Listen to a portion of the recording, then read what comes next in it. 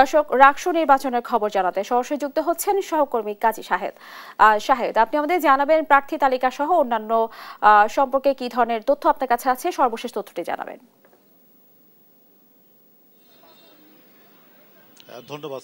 হ্যাঁ, রাকসু নির্বাচনের আজকে ব্যালট নাম্বার দেওয়া হবে। বিকেল ৩টা থেকে ব্যালট নাম্বার দেওয়ার কথা, যদিও তার আগেই কিন্তু প্রার্থীরা আনুষ্ঠানিক প্রচারণা না গেলেও অনানুষ্ঠানিক বিভিন্ন প্রচারণায় আছেন তারা।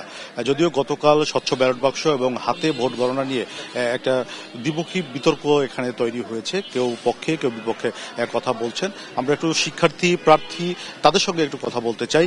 গতকাল আমরা একটি প্যানেল এবং কিছু শিক্ষার্থীরা দাবি করেছেন যে হাতে গণনা করার জন্য ভোট। আপনারা এটাকে কিভাবে দেখছেন? দেখুন, হাতে গণনার যে ম্যানুয়ালি যে ভোট গণনার বিষয়টি আপনারা দেখে থাকবেন, ডাকসুতে এবং জাকসুতে একটা কিন্তু অসঙ্গতি আমরা কিন্তু দেখতে পাই। দীর্ঘসূত্রিতা বিলম্বিতা কিন্তু সেখানে হয়েছে, আপনি জানেন।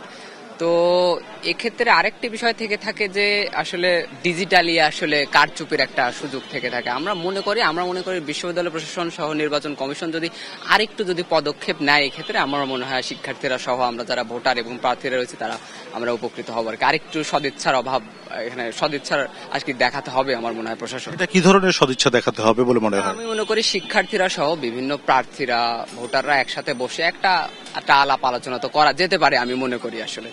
ধন্যবাদ আপনাকে। একটু কথা বলতে চাই আপনার কাছ থেকেও, যে দাবিটি উঠে আসছে সেই দাবিটিকে কিভাবে দেখছেন? আমাদের হচ্ছে যে স্বচ্ছ ব্যালট ব্যাপারে যে বিষয়টা, এখানে হচ্ছে কালকে আমাদের হচ্ছে আমরা সিনেট ভবনে গিয়েছিলাম, গিয়ে টিচারদের সাথে একটা মত বিনিময় একটা সভা করছি, আমাদের প্রার্থীরা ছিলাম। আমাদের কথা এরকম ছিল যে যদি ম্যানুয়ালি হয় তাহলে আমাদের জন্য দিনের পর দিনেই হয়, আর আমাদের যদি ডিজিটালাইজেশন হয় তাও দিনের পর দিনে যাতে হয়, বা যাতে ওইরকম জাকসু নির্বাচনের মতো যাতে 3 দিন কি 48 ঘন্টা কি 72 ঘন্টা না লাগে। আর এখানে আরেকটা বিষয় হতেছে, আমার টিচারদের থেকে যেটা আসে যে যদি ম্যানুয়ালি করা হয় তাহলে সময় লাগবে 7 দিন। আমরা আসলে এই সংখ্যায় থাকতে চাই না যে 7 দিনের ভিতরে তারা কি করবে না করবে। আর ডিজিটালাইজেশনের ক্ষেত্রে আমাদের একটা চ্যালেঞ্জ করার রিট থাকবে, সেক্ষেত্রে আমরা চাচ্ছি যে ডিজিটালাইজেশন হোক। আর সিনেট ভবনে আজকে আমাদের এই নিয়ে 3টে একটা মিটিং আছে, তারপর হচ্ছে ব্যালট প্রোগ্রাম। আপনাকে আমরা কথা বলছিলাম প্রার্থীদের সঙ্গে, যারা বলছিলেন যে আসলে ওএমআর পদ্ধতিতে যে গণনার সিদ্ধান্ত বিশ্ববিদ্যালয় কর্তৃপক্ষ ইতিমধ্যে নিয়ে রেখেছে, তারা সেটি দাবি করছেন। ম্যানুয়ালি গণনা করলে ভোটের অনেক সময় লাগবে। তারা একটা সংখ্যার মধ্যে আছেন যে বেশি সময় ক্ষেপণ হলে সেখানে কারচুপির সংখ্যা থাকতে পারে।